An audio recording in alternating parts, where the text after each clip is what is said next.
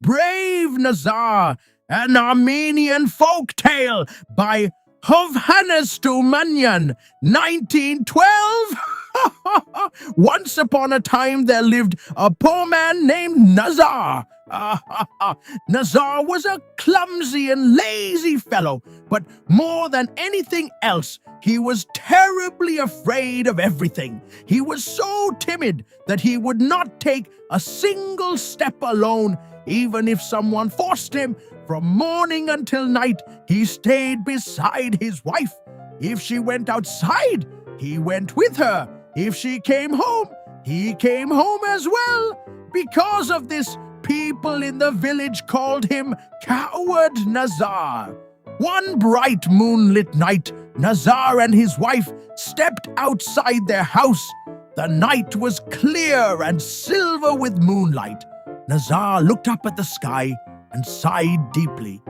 "My dear wife," he said, "what a perfect night to rob a caravan. My heart tells me I should go and attack the Shah's caravan coming from India and bring all its treasures home." His wife looked at him and laughed. "Be quiet and sit down. Just look at you, talking about robbing caravans." Nazar was offended. "You shameless woman," he cried. "Why won't you let me go rob the caravan? What kind of man would I be if I didn't? Why do I even wear a hat if you dare speak to me like this?" The quarrel grew louder and louder. At last his wife went inside and slammed the door. "Curse that cowardly head of yours!" she shouted from within. "Go on then, go rob a caravan." Nazar remained outside. His bold words vanished at once. Fear took hold of him. He begged and pleaded for his wife to open the door, but she refused. With nowhere else to go, Nazar crept under the wall of the house and spent the whole night there, shivering until morning. When dawn came, Nazar sat in the warm sunlight, thinking. It was a hot summer day, and flies buzzed everywhere. Nazar was so lazy that he would not even wipe his nose. Soon the flies gathered all over his face, on his nose and lips. At last he grew annoyed and slapped his face with his hand. The flies fell to the ground, dead. Nazar stared in amazement. "What was that?" he said. He tried to count how many flies he had killed with one blow, but he could not. It must have been at least 1,000. Suddenly he jumped to his feet. "So I am such a hero and never knew it. If I can kill 1,000 living creatures with a single strike, why should I waste my life beside that useless wife?" Without another thought, he ran to the village priest. "Bless me, father," he said. "God bless you, my son," replied the priest. Nazar proudly told the priest about his great feat and declared that he was leaving his wife forever.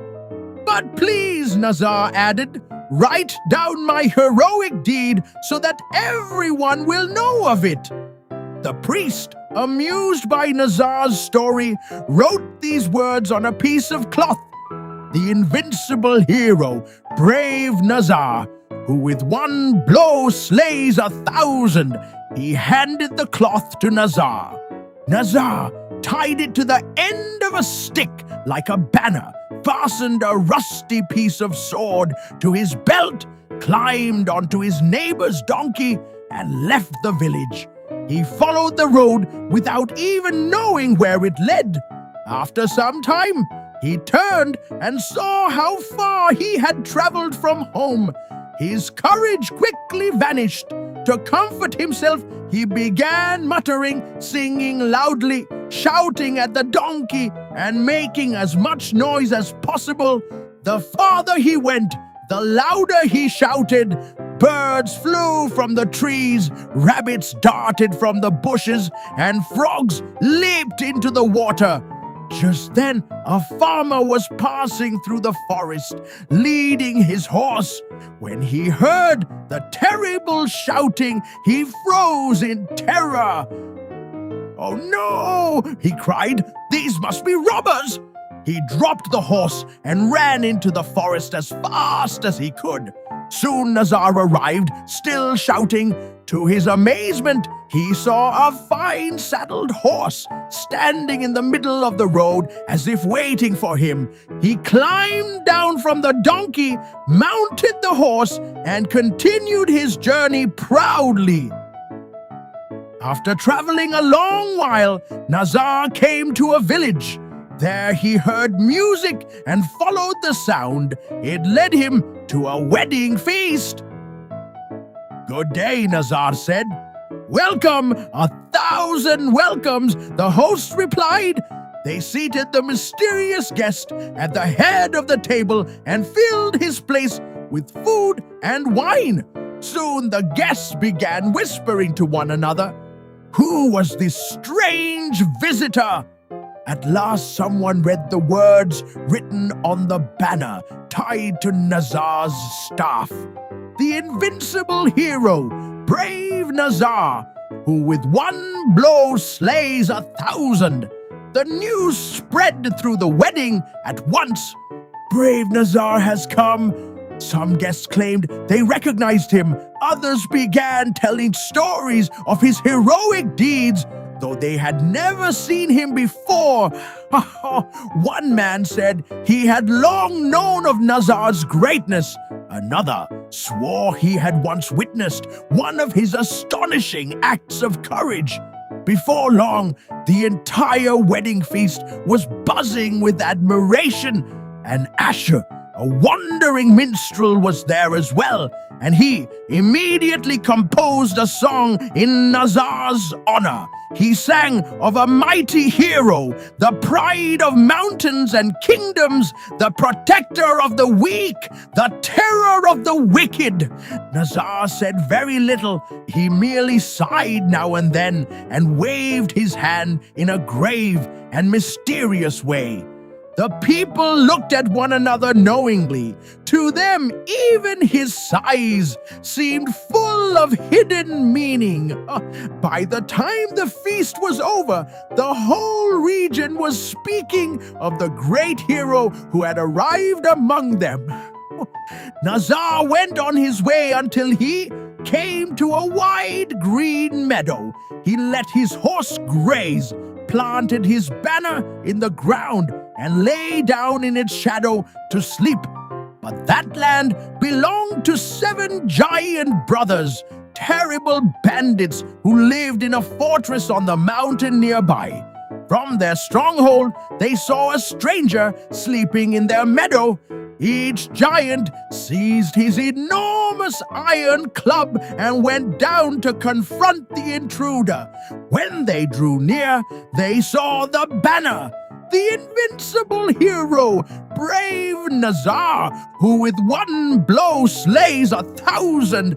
The giants froze with fear. They had already heard rumors of this terrible hero. At that moment, Nazar awoke and saw 7 enormous giants standing over him. Terror filled his heart, and he began to tremble like a leaf in the autumn wind. But the giants believed he was trembling with anger. At once, they threw themselves to the ground before him. "Ah, great brave Nazar!" they cried. "Spare us! We have long wished to behold you. We are your humble servants. Our fortress is there upon the mountain, and within it lives our beautiful sister. Honor us by coming as our guest." At once Nazar's breath returned to him.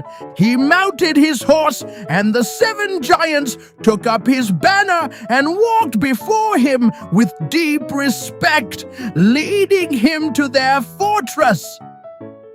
There they treated him with royal honor. They praised his mighty deeds, his strength, his fame, and his terrible power. They spoke so highly of him and with such awe that their beautiful sister soon fell in love with the hero they described.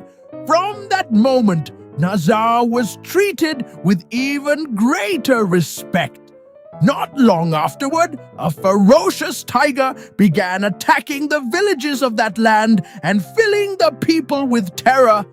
Everyone asked, "Who can defeat the tiger?" There was only one answer: brave Nazar. At the very mention of the tiger, Nazar turned pale with fear and made for the door, hoping to escape and run all the way back to his own village. But those standing nearby believed he was leaping up in eagerness to face the beast. His betrothed caught hold of him. "Where are you going without a weapon?" she asked. "Take arms with you before you go, and add one more glorious deed to your name." They placed weapons in his hands, and Nazar stumbled away toward the forest. There he climbed a tall tree and hid among the branches, praying that neither he nor the tiger might ever find the other. But fate had other plans. The tiger came and lay down beneath that very tree. When Nazar saw the beast below him, his blood turned cold, his eyes darkened, his hands and feet failed him, and suddenly he lost his grip and fell straight from the tree onto the tiger's back. The tiger sprang up in terror. Nazar, maddened by fear, clung desperately to the creature's back. Then off the tiger ran, bounding across hills and valleys, through stones and thorns, with Nazar plastered to its back like a burr. The people saw them coming and shouted in amazement, "Look, brave Nazar has made a horse of the tiger. He is riding it." At once, they rushed forward from every side with swords, daggers, spears, clubs, and stones, and together they killed the beast. When Nazar regained his senses at last, he sighed and said in disappointment, "Why did you kill it? I had just turned it into a fine horse." The people admired him all the more for these words. The news spread quickly. Men, women, young and old all came pouring out of the fortress to welcome him. Songs were made in his honor. They praised the hero who had leaped from the heights like an eagle, mounted the dreadful tiger, and ridden it across the mountains. Soon afterward, Nazar was married to the giant's beautiful sister. The wedding lasted 7 days and 7 nights. They sang, they feasted, and they praised the bridegroom and bride as though they were king and queen. But that same maiden had once been desired by the king of a neighboring land. When he learned that she had been given to another and married to Nazar, he gathered his army and marched to war against the 7 giant brothers. The giants went at once to brave Nazar, bowed before him, and asked for his command. At the very word war, Nazar was seized with terror. He made for the door at once, hoping to escape and flee back to his own village. But once again, everyone believed he was rushing off alone to attack the enemy immediately. They stopped him, pleading, "How can you go without armor or weapons? Do not throw your life away in such impatience." They dressed him in armor and placed him upon a mighty war horse. His wife begged her brothers not to let Nazar charge alone into the enemy ranks in the fire of his courage. And so the rumor spread through the army and the people, and by spies it reached the enemy as well. Brave Nazar had been so eager for battle that he had tried to rush upon the enemy without even taking weapons, and only with great effort had his people restrained him. At last, they led Nazar onto the battlefield upon a fierce stallion. The horse felt the useless fellow upon its back, snorted angrily, and then bolted forward straight toward the enemy army. The soldiers behind Nazar saw this and cried out in excitement, "Long live brave Nazar! Death to the enemy!" They charged after him with terrible force. Nazar himself, however, was nearly falling from the saddle. In panic, he reached out to seize the branch of a tree to stop himself.